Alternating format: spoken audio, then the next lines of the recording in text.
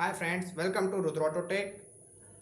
ये मेरा new channel है एंड आज के इस वीडियो में मैं बेसिक ऑटोमोबाइल्स के बेस्ट एक वीडियो सीरीज स्टार्ट करने जा रहा हूँ, जिसमें हम बेसिक ऑटोमोबाइल में यूज़ होने वाली सभी vehicles like hero Honda to bullet BS4 and जैसे हमने एक स्कॉर्पियो लिया है, एक SUV एंड एक हैवी ट्रक लिया है जैसे टाटा का ट्रक, जो कि वर्ल्ड के लगभग सभी आर्मी यूज़ करती है। तो इन सब में यूज़ होने वाली बेसिक टू एडवांस टेक्नोलॉजी के एक डीप में हर सिस्टम को डिटेल्ड में हम डिस्कस करेंगे।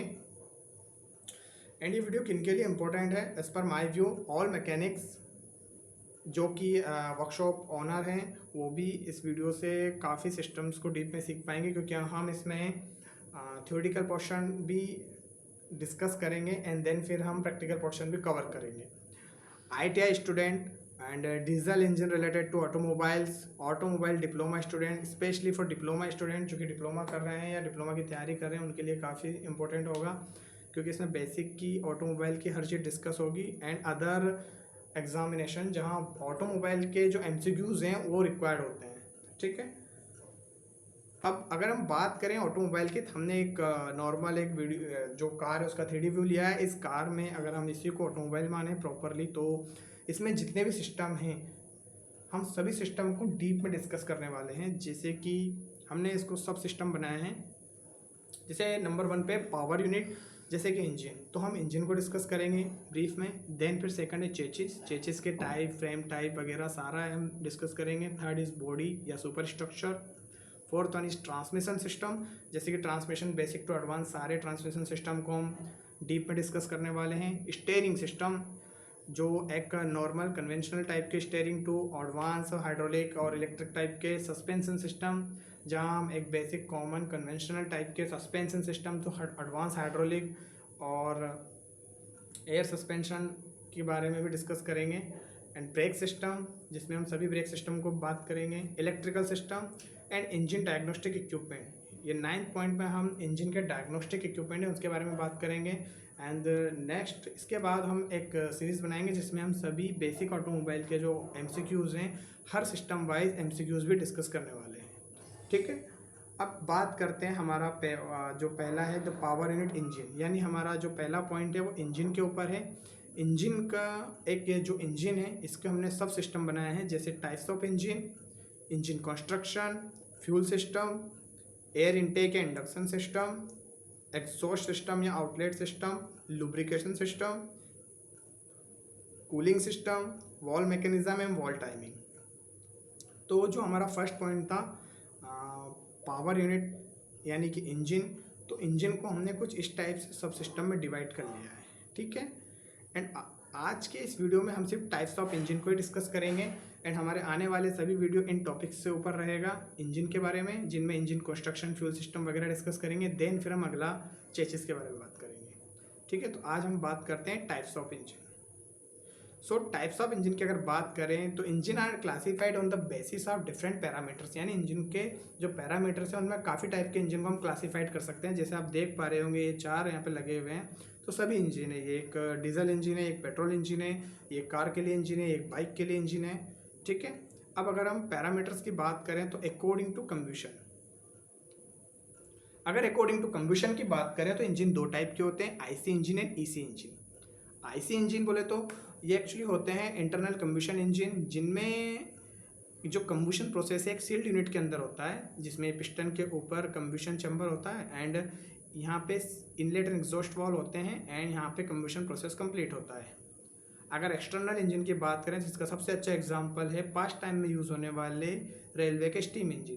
इनमें यहाँ पे कोयला बर्न होता था एक साइड में, इसके ऊपर एक कंटेनर, सील्ड कंटेनर में वाटर को बॉइल्ड किया जाता था। बॉइल्ड वाटर की जो स्टीम होती थी उसे फोर्सफुली पिस्टन के ऊपर एक्ट कराया जाता था, जिससे पिस्टन फोर्सफुली डाउनवर्ड मूवमेंट करता था एंड क्रैंकशाफ्ट का रोटेशन होता था। क्योंकि इसमें जो फ्यूल है, फ्यूल को बाहर साइड जलाया जा रहा है, इसलिए इसको एक्सटर्नल कंबशन इंजन कहा जाता था।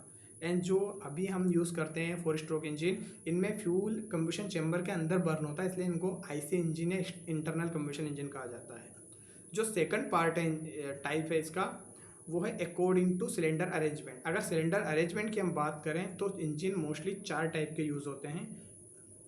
इनलाइन इंजन काफ़ी बेसिक इंजन हुआ करते हैं। मोस्ट ऑफ दी जो ऑटोमोबाइल्स हैं उनमें इनलाइन इंजन ही होते हैं। ये इनलाइन इंजन जो 2 cylinder, 3 cylinder, 4 cylinder, 6 cylinder engine तक होते हैं, ठीक है।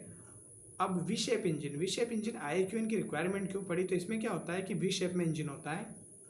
हैवी ट्रक्स के लिए जब इंजन्स के मैन्युफैक्चरिंग होती थी तो उस टाइम क्या होता था, जब हमें मोर देन 6 सिलेंडर इंजन की रिक्वायरमेंट होती थी तो उस टाइम क्या क्रैंकशाफ्ट का जो वेट है वो ज़्यादा हो जाता था, क्योंकि हर एक पिस्टन के लिए 2 फ्लाईब्लेड्स लगते हैं।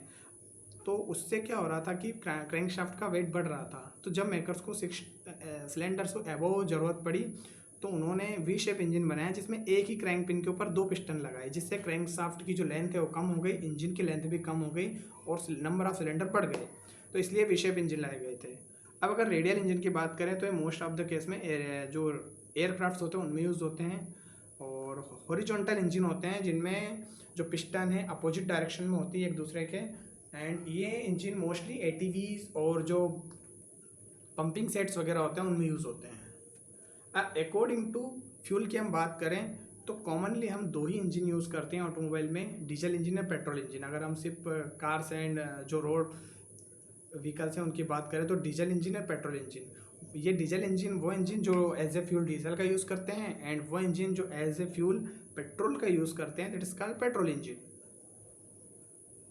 According to ignition, fourth point है अकॉर्डिंग टू इग्निशन। अगर अकॉर्डिंग टू इग्निशन की बात करें तो इंजन 2 टाइप के होते हैं, spark ignition engine and compression ignition engine. Spark ignition engine वो इंजन होते हैं जिसमें क्या होता है कि एक स्पार्क प्लग को इलेक्ट्रिसिटी दी जाती है, जिससे स्पार्क प्लग में यहाँ पे स्पार्क जनरेट होता है और फ्यूल और एयर फ्यूल का जो मिक्सचर है वो बर्न होता है कंबशन चैम्बर के अंदर। ये स्पार्क इग्निशन जो इंजन है वो पेट्रोल और एयर के मिक्सचर को जो कंप्रेस्ड होता है उसको बर्न करने का काम करता है, ठीक है। जो कंप्रेशन इग्निशन इंजन होते हैं, ये सेल्फ इग्निशन इंजन बोला जाता है। इनमें क्या होता है, ये डीजल इंजन होते हैं। एक्चुअली क्या होता है, डीजल इंजन में हॉट एयर को कंप्रेस किया जाता है एंड कंप्रेस्ड गैस पे डायरेक्ट डीजल का स्प्रे कराया जाता है, जिससे कंबशन प्रोसेस होती है, डीजल बर्न होता है। ये हो गया अकॉर्डिंग टू इग्निशन। अब according to cooling, fifth point है अकॉर्डिंग टू कूलिंग। अगर कूलिंग की बात करें तो इंजन 2 टाइप के होते हैं, air cooled engine and water cooled engine. अगर एयर कूल्ड इंजन की बात करें तो मोस्ट ऑफ द बाइक में एयर कूल्ड इंजन होते हैं, और आइसर के कुछ ट्रैक्टर्स में एयर कूल्ड इंजन होते हैं। और काफ़ी ऐसे कंट्री जहाँ पे टेम्परेचर काफ़ी डाउन रहता है वहाँ पे हेवी ट्रक्स लाइक टाटा वगैरह में भी एयर कूल्ड इंजन होते हैं। ये इंजन भी काफ़ी रिलायबल होते हैं। वाटर कूल्ड या लिक्विड कूल्ड इंजन, इसमें क्या होता है कि सिलेंडर के चारों ओर एक वाटर जैकेट्स बनाया जाता है और उसमें वाटर का कंटिन्यू फ्लो कराया जाता है। उससे क्या होता है, जो इंजन की जो हीट है वो हीट वाटर के थ्रू ट्रांसमिट होती रहती है, ठीक है। इससे एक ऑप्टिमम टेम्परेचर इंजन का बनाना ईजी होता है। Water cooled engine air cooled engine से भी ज़्यादा रिलायबल होते हैं। अगर अकॉर्डिंग टू स्ट्रोक की बात की जाए तो 2 स्ट्रोक एंड 4 स्ट्रोक 2 इंजन होते हैं। 2 स्ट्रोक इंजन वो इंजन होते हैं जिनमें पिस्टन की अप एंड डाउन 2 मोमेंट यानी 1 एंड 2 मोमेंट में एक पावर स्ट्रोक जनरेट होता है। इन्हें बोला जाता है 2 स्ट्रोक इंजन। 2 स्ट्रोक इंजन का जो कंस्ट्रक्शन होता है वो काफ़ी सिंपल होता है 4 स्ट्रोक के कंपैरिजन में। इनमें कोई कैम्स ऑफ नहीं होता है, कोई वॉल नहीं होता है, और इनमें कोई ऑयल भी नहीं डलता है। 2 स्ट्रोक इंजन अपने जो फ्यूल होता है, फ्यूल में ही ऑयल मिक्स करके डालते हैं। अगर आपको पता हो, आपने देखा होगा ओल्ड टाइम में क्या होता था, सुजुकी, यामाहा या फिर यामा क्रॉक्स और जो स्कूटर्स होते थे उनमें 2 स्ट्रोक इंजन होता था। उनमें हम पेट्रोल के साथ ही ऑयल मिक्स करते थे, वो ही ऑयल पेट्रोल यहाँ पे आता था क्रैंक केस में और क्रैंक शाफ्ट को लुब्रिकेट करता, क्योंकि इसमें मूवमेंट पार्ट सिर्फ क्रैंक शाफ्ट ही हुआ करता था। 2 स्ट्रोक इंजन में इनलेट और एग्जॉस्ट पोर्ट हुआ करते थे, वॉल नहीं हुआ करते थे। इसलिए ये इंजन, इनका जो कंस्ट्रक्शन था वो इजी था और ये काफ़ी ज़्यादा पावर प्रोड्यूस करते थे 4 स्ट्रोक से कंपैरिजन में। लेकिन ये इंजन पॉल्यूशन भी ज़्यादा करते थे और फ्यूल कंजप्शन भी ज़्यादा था। 4 स्ट्रोक इंजन आजकल के मोस्ट ऑफ द ऑटोमोबाइल्स में, सभी कार्स में 4 स्ट्रोक इंजन ही यूज़ होते हैं। एंड 4 स्ट्रोक इंजन का कंस्ट्रक्शन थोड़ा सा डीप होता है, बट ये ज़्यादा रिलायबल होते हैं क्योंकि इनमें पिस्टन की 4 मूवमेंट के ऊपर जो होती है 4 मूवमेंट होती है, suction, compression, power and exhaust के बाद एक पावर स्ट्रोक क्रैंकशाफ्ट को मिलता है। इन इंजन में इनलेट और एग्जॉस्ट वाल्व ऑपरेट होते हैं कैमशाफ्ट के थ्रू, एंड इन इंजन में लुब्रिकेशन ऑयल भी लुब्रिकेशन के लिए यूज़ होता है। ये इंजन ज़्यादा रिलायबल होते हैं एंड ज़्यादा लॉन्ग लाइफ होती है इनकी 2 स्ट्रोक के कंपैरिजन में, एंड पोल्यूशन भी सबसे कम होता है।